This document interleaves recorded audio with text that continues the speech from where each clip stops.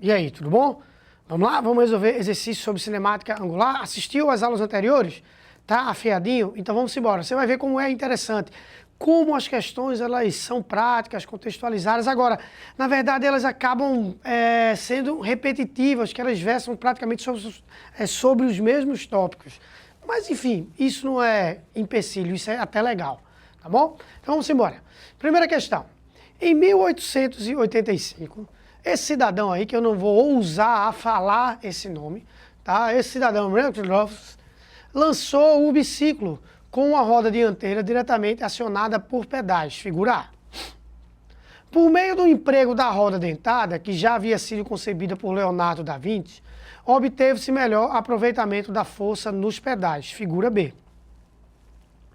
Considere que o ciclista consiga pedalar 40 voltas por minuto em ambas as bicicletas.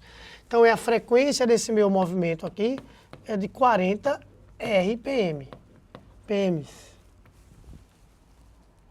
Em ambas as bicicletas, use π igual a 3, beleza.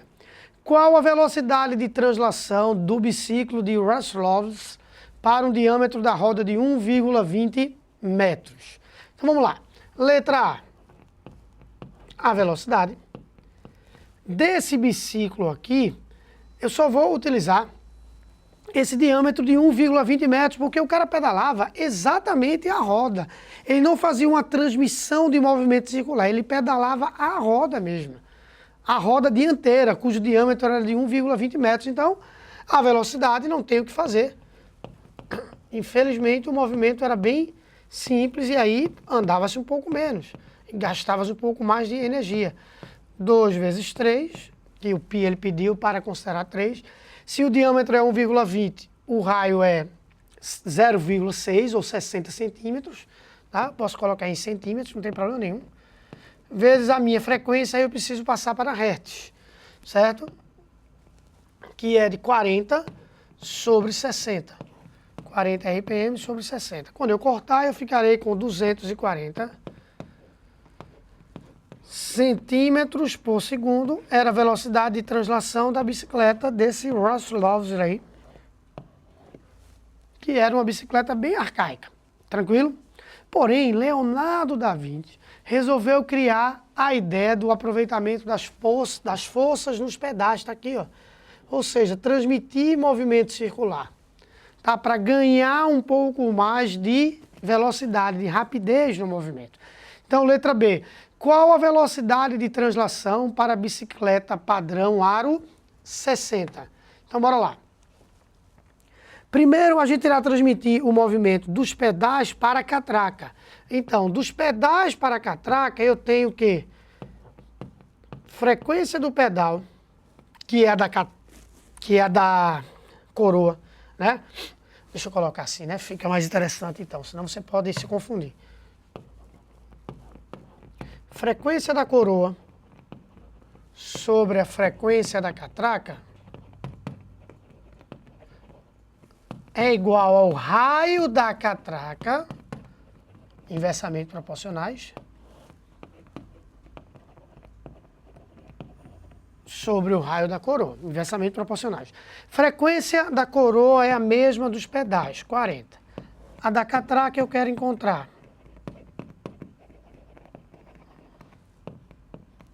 raio da catraca, diâmetro dela 10 centímetros, o raio dela é 5 centímetros. Eu até poderia pôr 10, desde que eu colocasse diâmetro e diâmetro.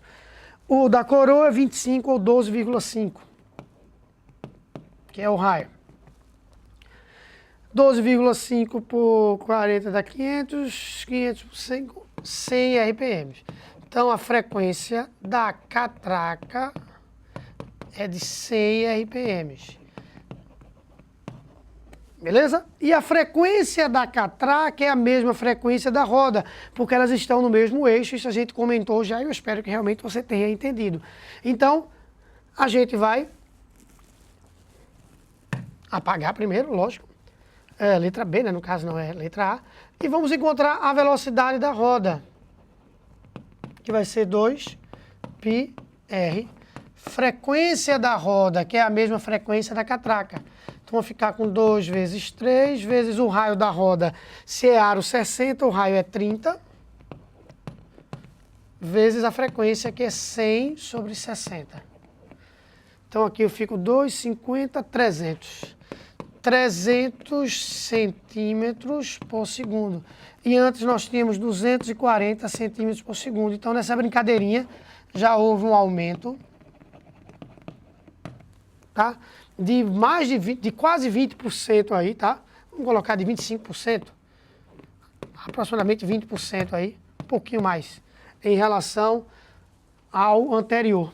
Tranquilo? Mais de 20%. Então, isso é um grande ganho, tá? Isso é um grande ganho. Tranquilo? Então, primeira questão resolvida.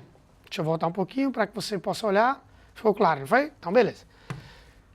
Segunda questão. No toca-fitas, a fita F do cassete passa em frente da cabeça de leitura C com uma velocidade constante de 4,80 centímetros por segundo. Se a fita passa 4,80 centímetros por segundo, os dois carretéis irão girar 4,80 centímetros por segundo. É o nosso primeiro caso de transmissão de movimento circular. O diâmetro do núcleo dos carretéis vale 2 centímetros, está na tua figura. Com a fita completamente enrolada num dos carretéis, o diâmetro externo do rolo de fita vale 5 centímetros. A figura adiante representa a situação em que a fita começa a se desenrolar do carretel A e a se enrolar no núcleo do carretel B. Enquanto a fita é totalmente transferida de A para B, o número de rotações completas por segundo, frequência, né, do carretel A variará de quanto? Bom, a frequência ela vai ser V sobre 2πr. Tranquilo? O V é o mesmo. Quem vai mudar aí é o raio. Quando ela está completamente com a fita, o raio é 2,5.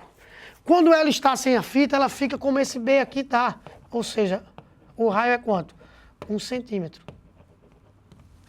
Então, ela vai de uma frequência menor até uma frequência maior.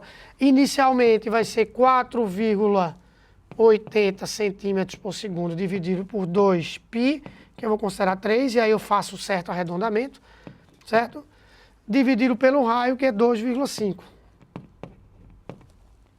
Então, aqui eu corto, fica 1,6 dividido por 5, dá 0,32. Então, a primeira frequência é 0,32 Hz. Então, ela começa com uma frequênciazinha baixa, de 0,32, que foi mais ou menos isso que ele fez. E depois, ela aumenta a frequência quando toda a fita estiver no carretel B, que ela ficará com o raio menor, consequentemente, ela vai girar mais rápido. Então, 2π vezes o raio agora, que é 1. Tranquilo? Então, ficarei com... É isso mesmo? 2,3... O raio é 1 centímetro, 2 centímetros, é isso aí. Então, eu ficarei com 0,4,8 dividido por 6, 0,8 Hz, 0,80 Hz, ou RPS, como ele pediu. Então, variará de 0,32 a 0,80. Quem já teve uma fita cassete, quem já viu uma fita cassete funcionando, sabe que isso é verdade realmente. Olha, ela gira mais devagar, uma desses núcleos aí, e olha, ele gira mais rápido, enquanto o outro que estava girando mais rápido vai girando devagar. Então, gabarito letra A variará de 0,32 Hz a 0,80 Hz. Beleza também? Joia! Terceira questão, foi do Enem. As bicicletas possuem uma corrente que liga uma coroa dentada dianteira, movimentada pelos pedais, a uma coroa localizada no eixo da roda traseira, como mostra a figura abaixo. Beleza. O número de voltas dadas pela roda traseira a cada pedalada depende do tamanho relativo dessas coroas. Tudo isso você sabia já. Em que opção abaixo a roda traseira dá o maior número de voltas por pedalada? A roda traseira dará o maior número de voltas por pedalada quando o diâmetro da catraca for bem menor do que o diâmetro da coroa. Tranquilo? Isso vai ocorrer exatamente na letra A. Porque como esse diâmetro aqui dessa coroa é bem maior que o da catraca, essa catraca teria que dar várias voltas para compensar. Consequentemente, a letra A, a pior situação seria a letra D. Tá? Que o raio da catraca, que é quem está, onde está conectado o pedal, desculpa, o raio da coroa, está menor que o raio da catraca. Então, nessa situação, ele iria dar um menor número de voltas por pedalada. Tranquilo? Então, gabarito letra A, tranquilamente, você tinha já estudado isso conosco. Veja que quando você estuda alguma coisa antes, alguns tópicos antes, você realiza essas questões num intervalo de tempo muito curto e sobra tempo para umas mais complicadas. Essa quarta questão ainda é sobre a ideia da terceira. Quando se dá uma pedalada na bicicleta ao lado, que é essa que eu coloquei aqui embaixo, isto é, quando a coroa acionada pelos pedais dá uma volta completa, qual é a distância aproximada percorrida pela bicicleta, sabendo que o comprimento de um círculo de raio R é igual a 2πr? Beleza. Vamos primeiro fazer a transmissão de movimento circular. Como esse raio aqui é 3 vezes maior do que esse, quando você der uma pedalada, essa catraca dá 3 voltas. Tranquilo? Então, a roda também dá 3 voltas. Como a roda dá 3 voltas, a distância que ela vai percorrer é 3 vezes o comprimento de uma circunferência, que é quanto? 2πr. Porque uma roda, quando dá uma volta, ela percorre exatamente o comprimento da circunferência dela, que é 2πr. Ela dá uma volta, ela percorre isso daqui. Então, como esse diâmetro aqui é 3 vezes maior do que esse daí, quando ela der uma volta, a coroa, essa catraca dá 3 voltas, consequentemente a roda dá 3 voltas também. Tranquilo? Então, vamos ficar com ΔS igual a 3 vezes 2, vezes o π, que ele pediu para a gente considerar 3, vezes o raio, que é de 80 centímetros. Como ele pediu em metros, 0, não, desculpa. O raio não é 80 centímetros, o raio é 40 centímetros, perdão. O diâmetro que é 80 centímetros. Então, 0,4. Então, temos 3 vezes 2, 6, 6 vezes 3, 18, 18 vezes 0,4, 7,2 metros por pedalada. Arretado.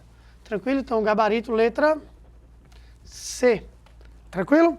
Então, ó, volta aqui pra gente. Finalizamos cinemática, pessoal. Finalizamos cinemática, tá? Numa quantidade de aulas relativamente grande, tá? Que dá para que você, acredito eu, né? Que deu para que todo tivesse uma noção legal de cinemática. A gente vai começar, mecânica no caso, nós iremos iniciar a leis de Newton, tá? Para seguirmos com trabalho, potência e energia, que são os tópicos mais importantes de mecânica para o Exame Nacional do Ensino Médio. Em contrapartida, na nossa outra física, né, que é a física A e a física B, você deve ter percebido que a gente tenta sempre colocar aulas de uma física e aulas da outra física para evitar saturar. A gente vai iniciar o estudo da ondulatória, tá bom? Então, um abraço, tchau, tchau, fica com Deus.